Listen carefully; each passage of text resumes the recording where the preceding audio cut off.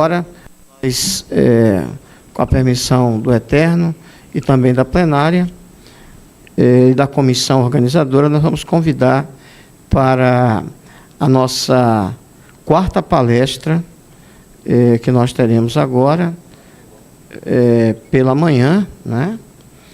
Nós temos a honra de ter essa palestra do Dr. Jackson Hansen, do Distrito Federal, Convergência de Valores e Cooperação para o Futuro em uma Sociedade Democrática. Vamos receber o nosso palestrante com uma salva de palmas.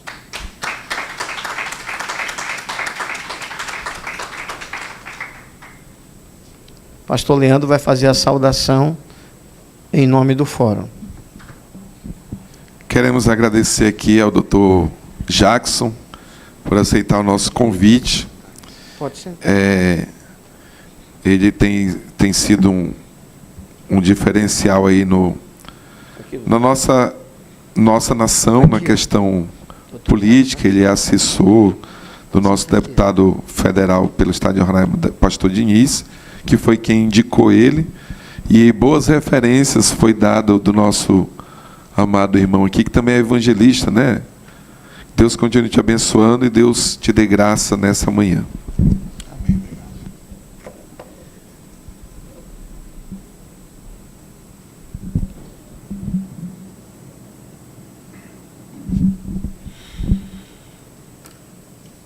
Amém.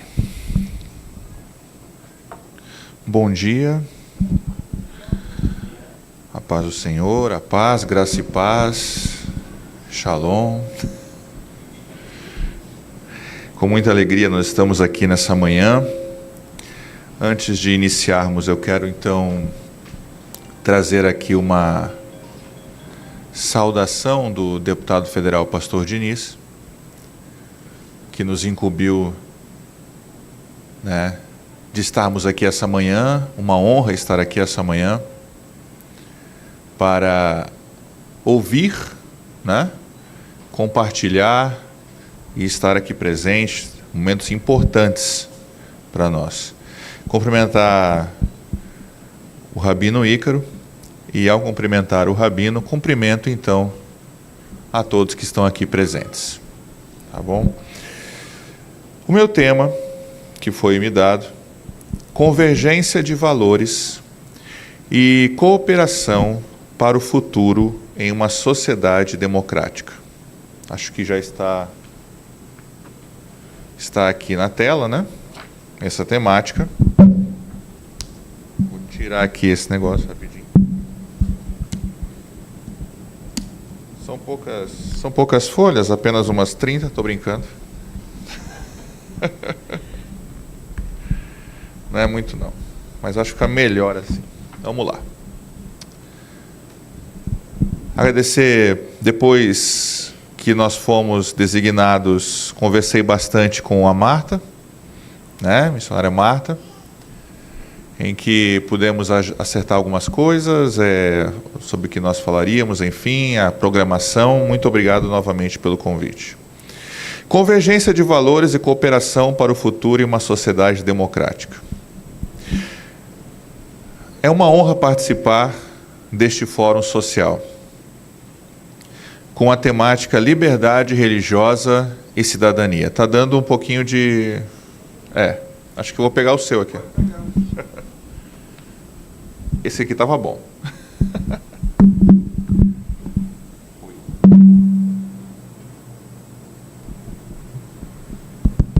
Oi, está melhor. É uma honra participar deste fórum, um fórum que tem como tema liberdade religiosa e cidadania, o segundo fórum social judaico-cristão. É um espaço, eu entendo então que esse é um espaço, já foi dito aqui pelo pastor Leandro, onde raízes históricas profundas e responsabilidades presentes se encontram. Então é onde o passado, o presente se encontra, pensando o futuro também. Aqui estão reunidas tradições que moldaram as bases éticas da civilização ocidental, que deram ao mundo conceitos fundamentais como dignidade humana, justiça social, solidariedade, responsabilidade moral e o valor imensurável da consciência individual. Ao longo da história, tanto o povo judeu quanto as comunidades cristãs enfrentaram perseguições, diásporas, reconstruções, desafios identitários e múltiplos projetos de exclusão. A presença deste fórum, portanto, simboliza a vitória da resiliência sobre a violência, da fé sobre o silêncio forçado e da cidadania sobre o autoritarismo. Hoje, e ontem e hoje, temas importantes estão sendo discutidos. Temas absolutamente essenciais para os nossos dias. Como construir convergência de valores e cooperação em uma sociedade democrática? Especialmente quando a liberdade religiosa, que é um direito sagrado, volta a ser desafiada por discursos de intolerância, por intervenções estatais indevidas, por novos modos de hostilidade cultural. E aqui nós entramos em um aspecto que nós estudamos e temos visto nesse tempo.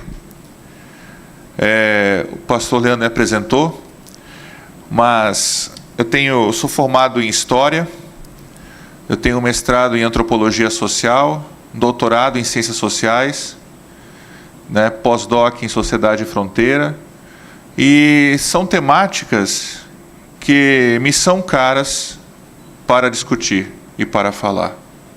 E estar num espaço como esse é importante, para trazer esse debate. Como disseram aqui também, não vamos olhar para os números, porque quando você vai, por exemplo, para um encontro acadêmico, também não tem muita gente. Nas universidades não tem muitas pessoas, mas tem aquelas que são as pessoas interessadas. Essas estão presentes. E aí nós fazemos mudança e história com quem tem interesse. Não só com o número, mas com quem tem interesse. Então nós vivemos hoje um espectro que foi comentado aqui, que é uma crise da modernidade e a necessidade de convergirmos. Estamos vivendo o que muitos chamam de era das incertezas. E eu vi um pouco da fala aqui, eu peguei um pouco dessa fala, porque o que significa era das incertezas? As grandes certezas parece que não existem mais nessa sociedade de hoje. Por que eu digo isso? Porque nós vemos uma sociedade fragmentada, onde não tem mais a busca por uma verdade, mas as pessoas defendem verdades. E quando você fala de verdades, você está falando de incertezas. Porque se cada um tem a sua verdade, você tem grupos que são separados e que não se pensam mais e não dialogam mais e não conversam mais e não pensam ao comum. As incertezas estão presentes. Não é de se duvidar, portanto, não é de se ver, e a gente vê isso claramente, uma sociedade como a nossa do século XXI, onde os profissionais que são requisitados, muitos profissionais, são os da psicologia, são os psiquiatras, os terapeutas, requisitados a todo tempo, por uma gama gigante de pessoas, por conta da falta de uma certeza.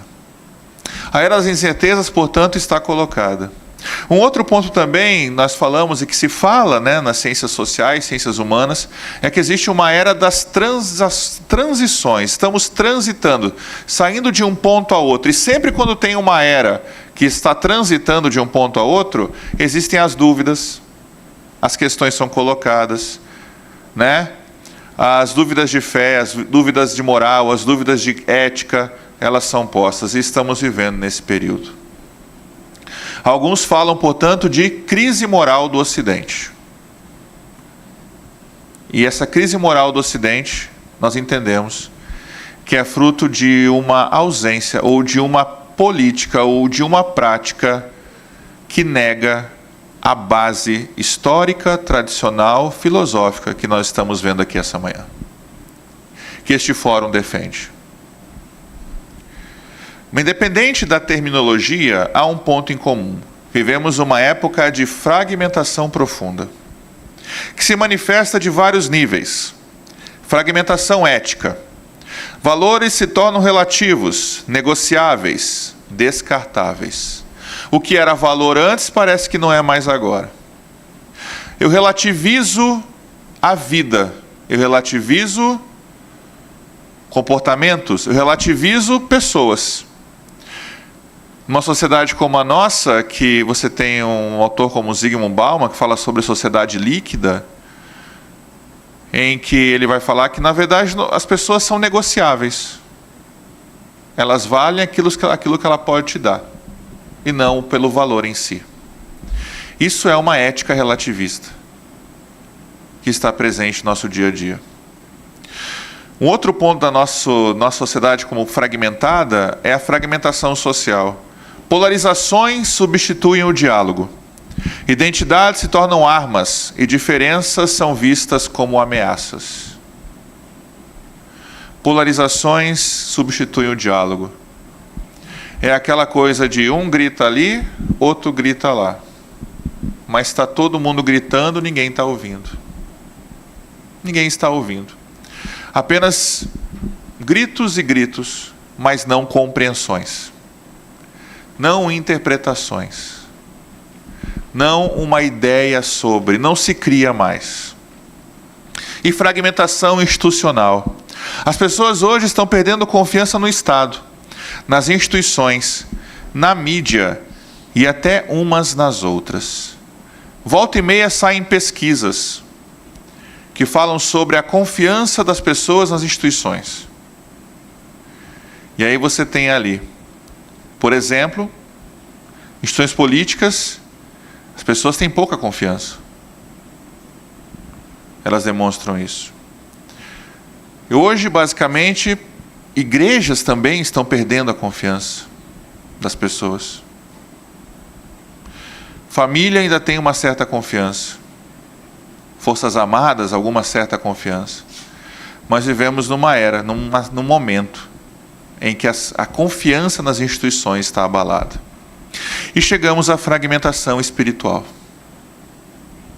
A fome de sentido, mas a alergia ao transcendente. Temos fome de sentido, temos fome de saber o significado das coisas, o sentido das coisas. Mas como sociedade somos alérgicos ao que é transcendente. Porque nos foi dado a ideia de que o transcendente não responde às questões atuais.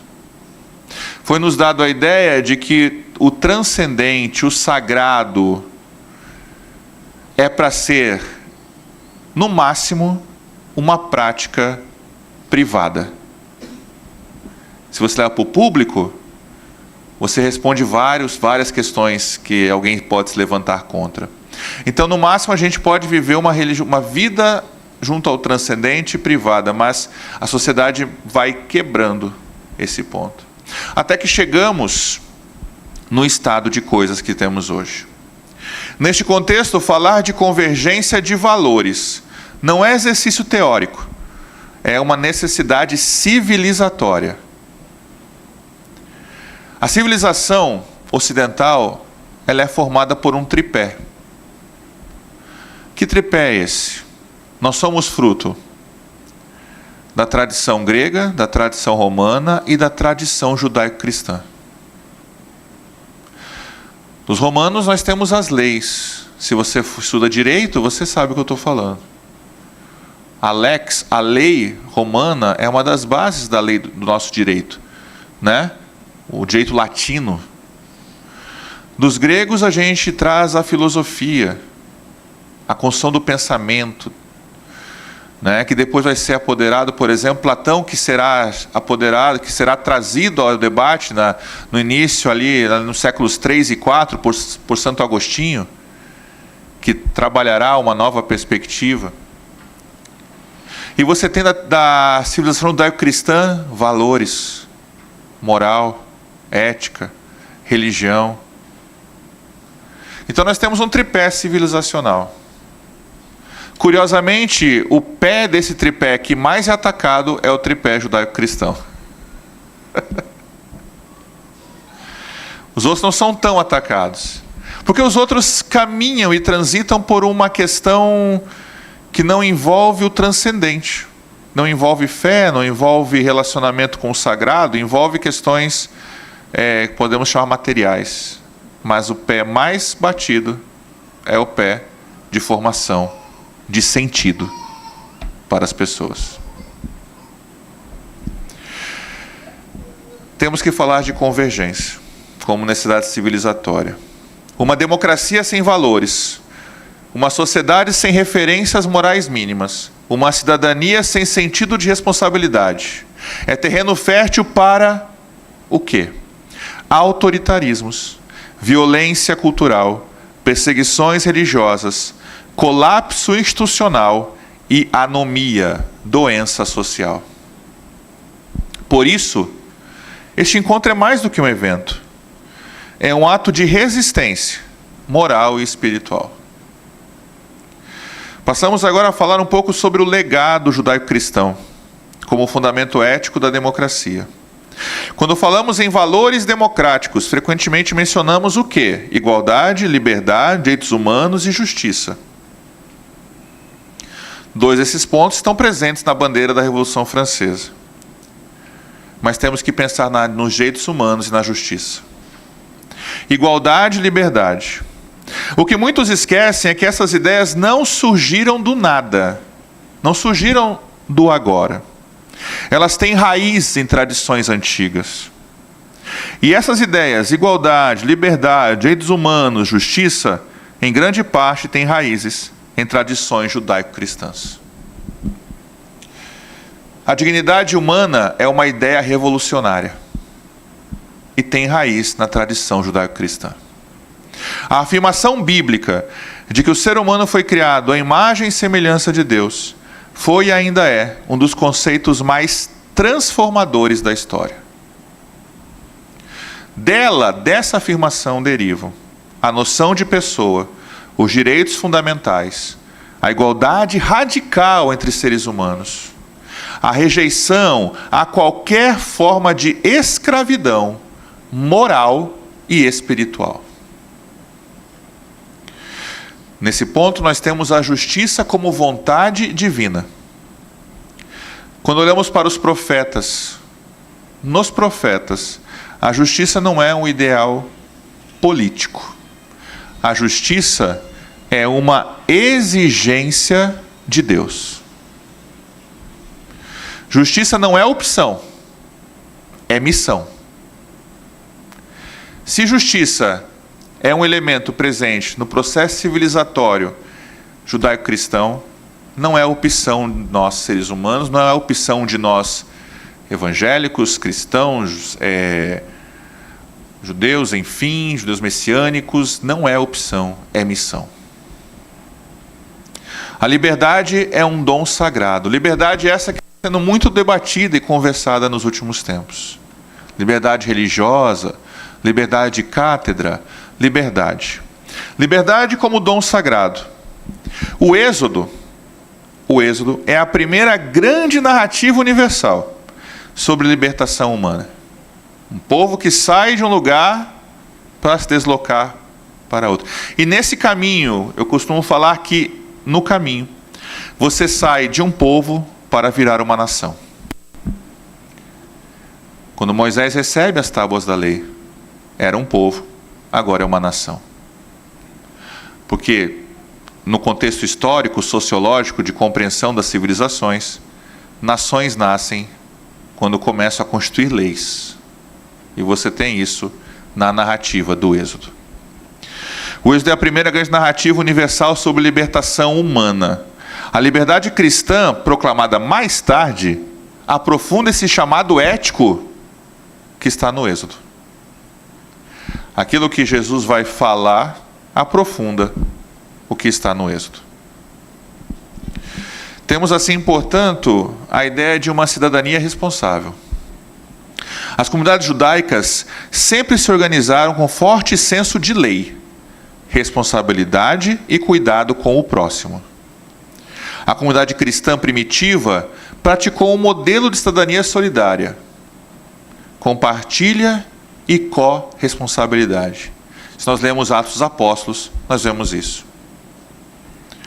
Assim, quando defendemos liberdade religiosa e democracia, não falamos apenas como cidadãos modernos, falamos como herdeiros de uma tradição que nos antecede em milhares de anos. Portanto, liberdade religiosa e falar sobre esses dois pontos, liberdade religiosa e democracia, não é algo novo, mas é algo que nós trazemos de uma tradição. O pensamento conservador, e aí nós podemos trazer vários autores, Dalrymple, Thomas Sowell, enfim, né? O pensamento conservador, ele vai falar o seguinte, que diferente do pensamento progressista, o pensamento conservador, ele não nega as mudanças na sociedade, mas as mudanças devem acontecer baseadas numa tradição, baseada nos valores, baseada numa história. O pensamento conservador defende a ideia de que eu não vou romper com o que existe para criar algo, mas eu vou trazer num processo contínuo de desenvolvimento, respeitando o passado, para trazer para o presente. E é isso que nós estamos falando aqui. Uma cidadania responsável tem isso. Quando defendemos liberdade religiosa e democracia, tem isso, a tradição. Assim, nós entendemos que a liberdade religiosa é o pilar esquecido das democracias modernas. Há uma tendência contemporânea de considerar a fé como algo privado e irrelevante. Por que eu falo isso? Porque desde a Revolução Francesa, 1789, o aspecto fé, a relação com o sagrado, com o transcendente, foi levado a ser apenas uma vivência privada e constituísse uma nova religião da moral, uma religião cívica, uma religião da sociedade, que vem da Revolução Francesa. Então eu tiro a religião do transcendente e começo a adorar a sociedade, começo a adorar a civilização e não mais a Deus. Isso advém do processo revolucionário, que quis romper com uma cadeia de tradição que existia até aquele momento. Então considera-se hoje na modernidade, e agora estamos entendendo que as coisas não vêm do acaso, a fé como algo privado e irrelevante. Há discursos que tentam confinar a religião ao espaço doméstico, como se crenças não pudessem dialogar com a esfera pública. Isso é um equívoco histórico. A liberdade religiosa não é um privilégio de grupos religiosos. A liberdade religiosa não é uma concessão do Estado. E a liberdade religiosa não é uma pauta secundária.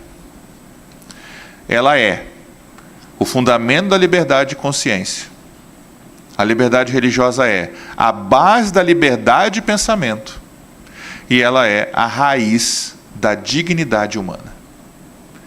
E um indicador claro da saúde democrática de um país. Foi dito aqui sobre os Estados Unidos e nós sabemos na história norte-americana dos pais fundadores. Os pais fundadores, eles tinham uma perspectiva deísta do mundo e no entendimento em que Deus criou todas as coisas e deu aos homens para que vivessem nessa terra.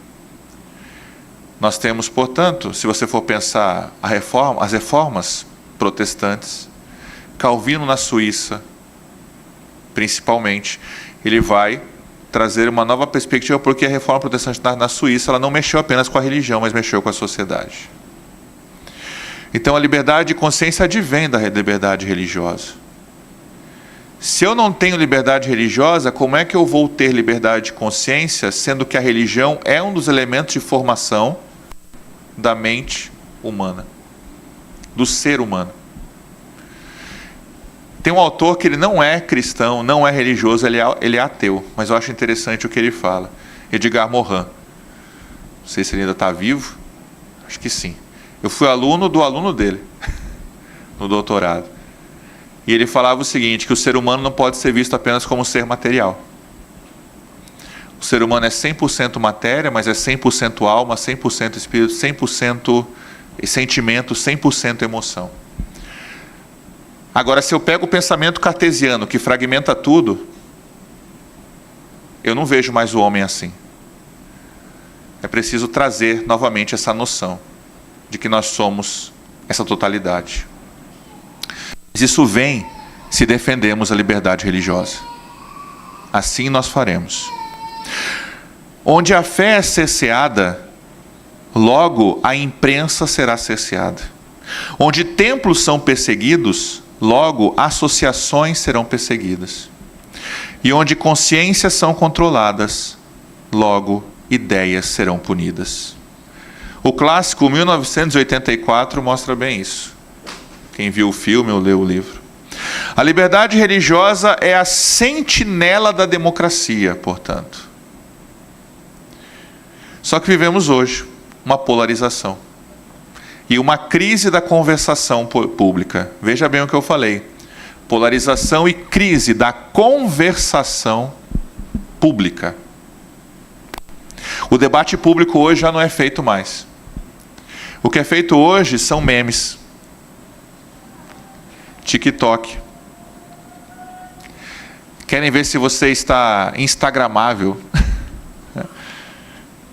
É isso que acontece hoje. A questão hoje é lacrar nas redes. Não importa mais o debate. A conversação.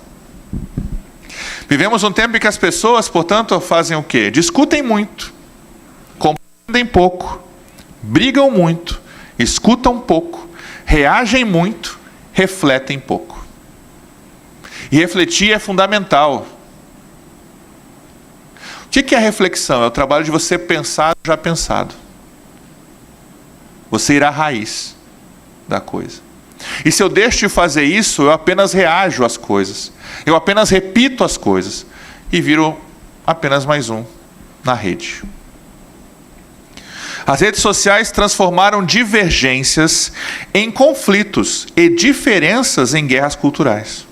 A polarização afetiva, quando não discordo apenas das ideias, mas passo a odiar a pessoa, corrói a democracia por dentro. Por quê? Discutir ideias é saudável. Divergências de ideias é necessário numa democracia, porque senão vira autoritarismo. Mas quando eu deixo de pensar, de discutir as ideias e começo a atingir a pessoa, eu perco todo o processo argumentativo e transformo numa arena de guerra, em que não importa o que você fala, importa eu denegrir a sua imagem, importa eu falar sobre você e não a sua ideia. É aí a gente entra num terreno perigoso, que ninguém mais vai se ouvir. Ninguém mais se ouve. A superação dessa crise exige duas atitudes fundamentais, ambas presentes na tradição judaico-cristã. Qual que é a exigência, portanto? Duas atitudes. Primeira, humildade. Precisamos ter humildade. Em que sentido? Primeiro ponto, reconhecer que não temos todas as respostas. Por que eu estou falando isso para essa plateia hoje? Porque parece que com o fortalecimento das redes sociais, como eu falei, TikTok, memes e tudo mais, parece que nós temos agora pessoas que sabem de tudo. Todo mundo agora tem uma certeza de qualquer coisa. Mas quando você vê, é nada. É pueril a certeza daquilo que ele tem. Mas todo mundo quer falar. Nós temos hoje especialistas de tudo na internet. De tudo. Que na verdade não significa nada. Não trazem nada. Quando você vai ver, é vazio. Mas tem. Mas está lá. Então, uma primeira atitude fundamental é entender que nós temos que praticar a humildade. Não sabemos todas as respostas. E a segunda atitude é, quando eu não sei todas as respostas, eu vou para o quê? Eu vou para o diálogo. Eu vou para a conversa. Eu vou para o debate. Eu vou para o entendimento coletivo das coisas. Entender que a verdade se fortalece quando é confrontada com respeito. Então, como é que a gente faz isso numa sociedade polarizada como a nossa hoje? Talvez tenha que resetar alguma coisa aí. Né? Mas é necessário, e isso quem nos fala é a tradição judaico-cristã. Jesus nos dá vários exemplos disso, do diálogo e da humildade. O Antigo Testamento nos mostra também isso. Estamos caminhando para o final. Cooperação como estratégia de futuro. Nenhuma sociedade prospera sem cooperação. Se não há cooperação, não há prosperidade. Se eu continuar com esses guetos, com essas ilhas, em que cada um fala do seu local, mas ninguém fala entre si, nós vamos continuar falando e ninguém vai ouvir. Ninguém vai ouvir. É necessário quebrar essas ilhas, quebrar esses guetos, trazer para a conversação, trazer para a cooperação. Nenhum governo funciona isoladamente. Nenhuma comunidade religiosa floresce sem comunhão. Então, se nós aprendemos a questão de estarmos numa comunidade religiosa e aprendemos que a comunhão é um elemento importante, por que na esfera social a gente não tem isso? Nós já estamos falando sobre isso aqui. A cooperação, e aí eu respondo, é uma virtude esquecida. Temos em alguns espaços, mas nos espaços sociais, políticos, não o fazemos. E é necessário fazer. A cooperação, mas infelizmente ela é uma virtude esquecida. O povo de Israel cooperou para sobreviver no deserto. Imagina se cada um no deserto fosse para um lado. Não ia dar certo. Mas houve cooperação para passar. Os profetas cooperaram para chamar a nação ao arrependimento. Imagina se, ao falar, a nação não ouvisse. Imagina se os profetas falam e a nação não ouve.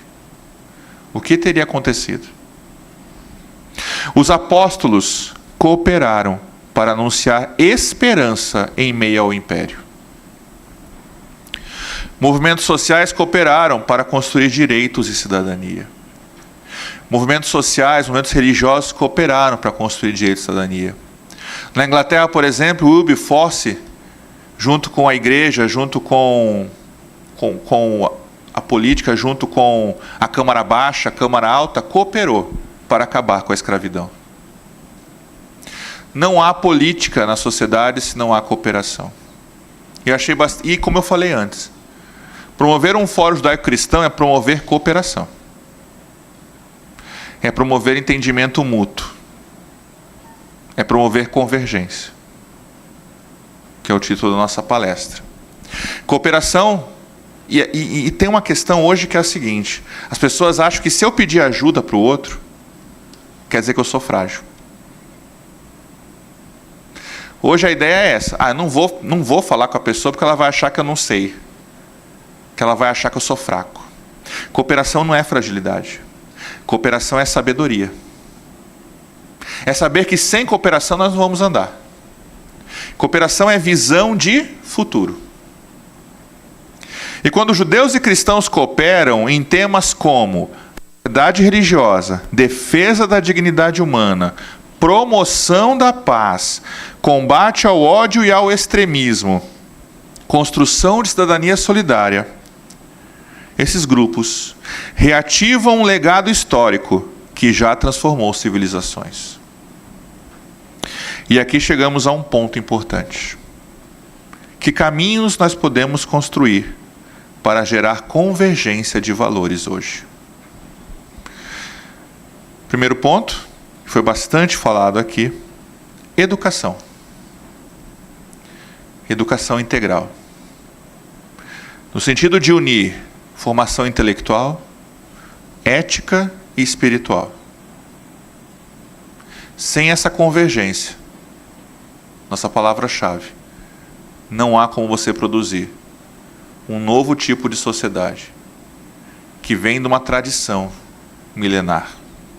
Não é possível formar cidadãos apenas com informação. Preciso formar caráter, consciência, empatia, responsabilidade e inteligência comunitária. Que caráter nós estamos formando? Que aspectos nós estamos formando na sociedade? Que tipo de consciência nós estamos formando nessa sociedade? Precisamos, sim, de uma formação que tenha caráter, consciência, empatia, responsabilidade, inteligência comunitária. E um diálogo interreligioso autêntico. Não o faz de conta. Mas que diferentes tradições sentem à mesa para dialogar. Um diálogo onde não escondemos nossas crenças, mas as apresentamos com respeito. O diálogo não ameaça a fé, fortalece. Diálogo, portanto, não é você vir numa mesa, esperar o outro falar, para daí você pensar alguma coisa, para não mostrar como se fosse num jogo. Ah não, eu vou falar só até um ponto. Cooperação é sabedoria. Diálogo é demonstração de força e não ameaça a fé. Precisamos, portanto, de lideranças morais e públicas com maturidade ética. Líderes que fazem o quê? Que unem, não inflamam ódio. Que escutam, não apenas discursam. Que constroem pontes e não muros. Palavra batida, muito usada, mas construir pontes ainda é importante. Líderes que não fazem apenas discurso, mas que conversam e dialogam. Precisamos de políticas públicas baseadas em valores humanos. Convergência nasce quando percebemos que saúde, educação, segurança, liberdade e dignidade não pertencem a um grupo A ou B, mas a todos, e que todos devem conversar para convergir numa melhor situação, como nós estamos aqui falando, a partir da tradição, a partir dos valores, a partir de uma história que nós devemos preservar. Precisamos de respeito mútuo. Respeito não é relativismo moral. Respeito é reconhecer o outro como imagem de Deus. E aí, o pastor Leandro falou, os problemas hoje da menina que foi encontrada no banheiro, se cortando, não respeita nem a ela, não consegue ver nela nada. O que essa menina vai ver no outro? Respeito é reconhecer o outro como imagem de Deus também, como aquela pessoa que precisa e que também é uma criação do Senhor e que precisa. Democracia, portanto, é um projeto moral e espiritual. Não é apenas material. Não é apenas baseado nos fatores da Revolução Francesa. Mas democracia é moral e espiritual. Democracia não é apenas voto. Porque no Brasil nós votamos a cada 2 anos. Cada 2 anos eu vou lá e vou votar. Se você acha que democracia é votar só, está equivocado. Democracia não é apenas instituições ou leis. Democracia é humildade, responsabilidade, cooperação, fidelidade a valores e compromisso com o bem comum e disposição ao diálogo. Estamos dispostos ao diálogo? Estamos dispostos a entender que democracia é compromisso com o bem comum? Sem esse horizonte moral, democracias se tornam frágeis, manipuláveis e vulneráveis. Sem esse horizonte moral e ético, democracias não sobrevivem. À guisa de conclusão, um chamado à responsabilidade coletiva.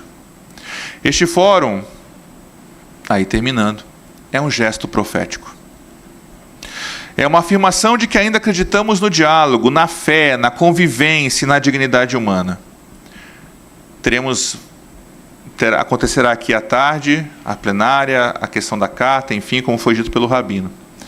Que esse fórum, que quem estiver aqui, saia daqui, portanto, com a convicção de que convergência é possível, cooperação é necessária, liberdade religiosa é inegociável e que a tradição judaico-cristã tem muito a oferecer ao futuro do Brasil.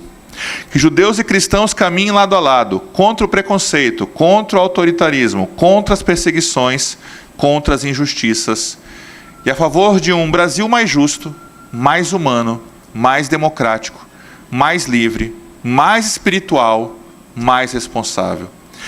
E que a democracia floresça quando guiada por princípios. A cidadania amadureça, quando iluminada pela fé.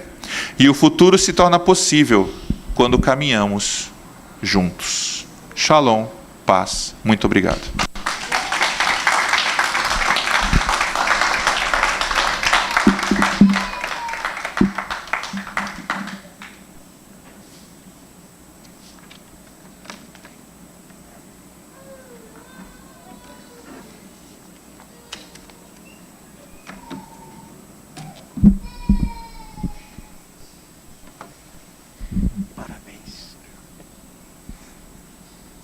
Queremos agradecer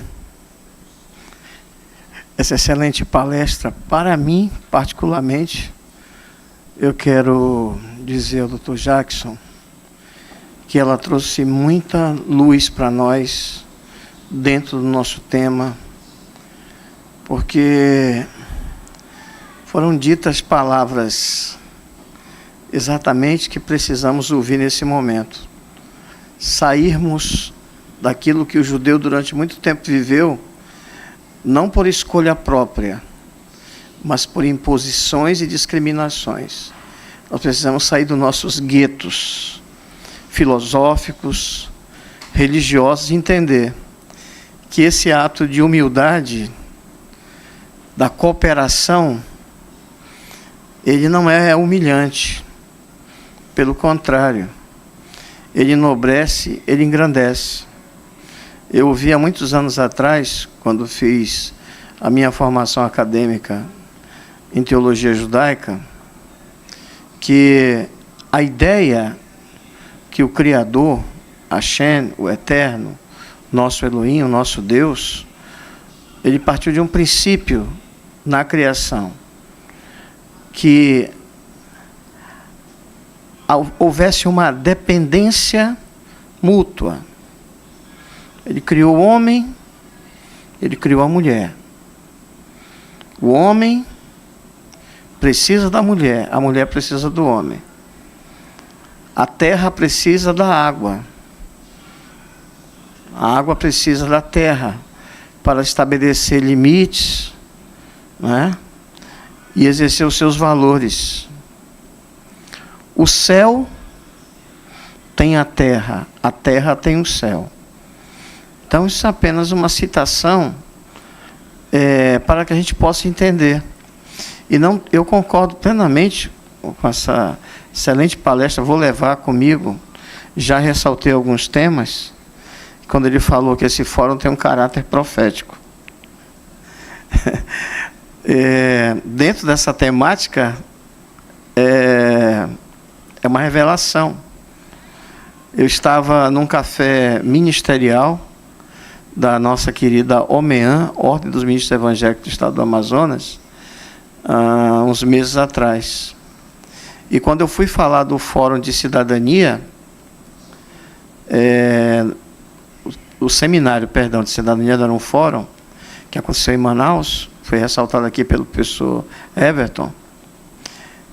E quando nós levamos o banner, quando projetamos no café, para os ministros religiosos entenderem a palestra, o que ia acontecer, um pastor que tomou a palavra, ele falou uma coisa que eu fiquei um pouco chocado, né? Impactado. Ele falou: isso é revelação. Eu fiquei chocado porque eu não esperava ouvir isso. né? E esse pastor agora será o futuro presidente da ordem para os próximos 2 anos, lá no estado do Amazonas. Às vezes a gente entende revelação apenas quando se usa o nome da espiritualidade, da religião, da liturgia. Nós cremos no conceito da Torá, no nosso conceito judaico-cristão. Eu, pelo menos, acredito, e essa é a minha fala, acabei de receber tanta revelação em uma palestra.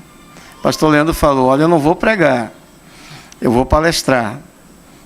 Quanta revelação nós estamos recebendo num fórum social. E o que eu entendo é que Hashem, Elohim, Deus, nosso Pai Celestial, e nós que fazemos parte da nova aliança, por isso somos judaicos cristãos, cremos na Bíblia na sua totalidade, Antigo e Novo Testamento, Taná, Bíblia Hebraica, Brit Hadashah, Novo Testamento. A gente percebe que o nosso Elohim, o nosso Deus, ele fala mesmo, ele é vivo. Quando ele quer, ele fala através da ciência, ele fala através da antropologia, da sociologia, ele fala também através da democracia, porque ele é infinito, ele não tem limites. Então eu quero agradecer em nome dessa plenária, dos que estão aqui, dos que estiveram ontem e não retornaram, e dos que vão estar pela tarde, imensamente, doutor Jackson, o nosso deputado Diniz, leve o nosso agradecimento, o nosso carinho a ele, e por ele ter lhe indicado para esta palestra. Eu tenho certeza, com todas as honras do nosso deputado Diniz, que, apesar de o convite ter ido para ele, mas lá em cima o Todo-Poderoso disse, mas eu quero o Jackson dando essa palestra. Então são minhas palavras de agradecimento, meu nome, da comissão e do nosso Fórum Social da Torá. Todá Rabá, muito obrigado, doutor Jackson. Vou passar a palavra ao nosso presidente Leandro. Seja sempre bem-vindo. Esse é o primeiro de muitos convites. Também agradecer a nossa querida missionária Marta, que foi esse contato para que o nosso deputado Diniz e o doutor Jackson estivessem aqui. Amém. Então nós vamos encerrar esta manhã abençoada, lembrando que tem o almoço, né? A missionária Marta vai direcionar, que eu não sei onde é que fica, mas nós vamos estar ali juntos, tá bom? Vamos ficar de pé, vamos orar encerrando este momento especial e convidar aqui o doutor Jackson, evangelista, também, né, para encerrar com a oração. Depois da oração, vamos todo mundo se juntar aqui para a gente fazer a nossa foto oficial da manhã, tá bom? Vamos orar. Vamos orar então. Querido Deus, amado Pai, obrigado, Senhor, por esta manhã, obrigado, Senhor, por esta oportunidade que o Senhor nos concedeu de estarmos aqui neste local. Sim, ó Deus, que nossos corações e mentes possam, Senhor Deus, ter aprendido, compreendido o que o Senhor quis nos falar essa manhã, através das palestras. E que sim, a partir deste fórum, possamos, que este grupo que está aqui, possa, Senhor Deus, caminhar, dar continuidade, produzir, promover mudanças necessárias na sociedade. Uma sociedade que precisa dos valores, uma sociedade que precisa da tradição que vem da Bíblia, que vem da Torá, enfim, das comunidades que estão aqui representadas e que muitas vezes é esquecida.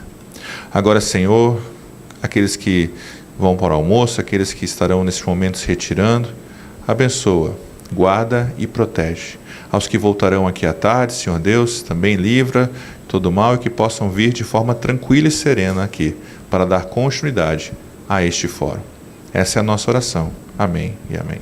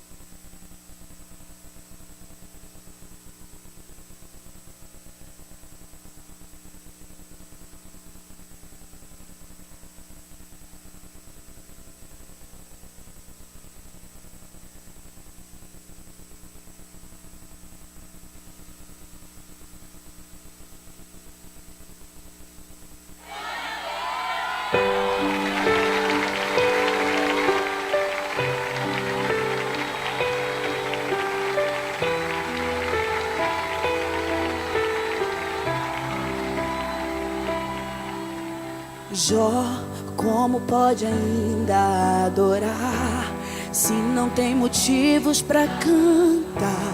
Abandona esse Deus e morre. Mas não adoro pelo que ele faz, nem menos por bens materiais. Eu adoro pelo que ele é. Eu sou dele, tudo é dele.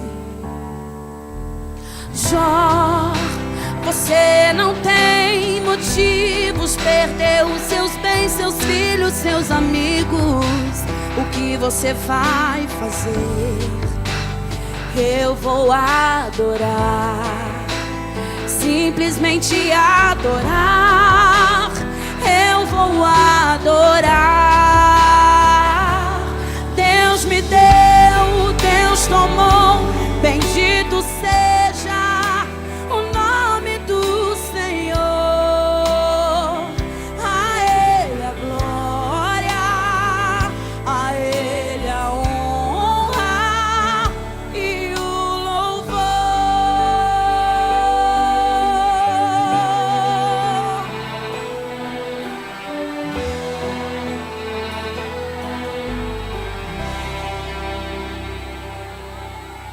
Jó, como pode ainda adorar se não tem motivos pra cantar?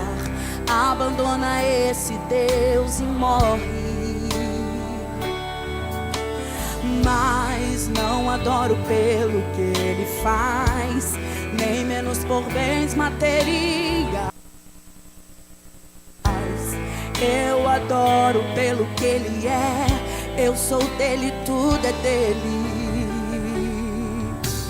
Jó, você não tem motivos. Perdeu os seus bens, seus filhos, seus amigos.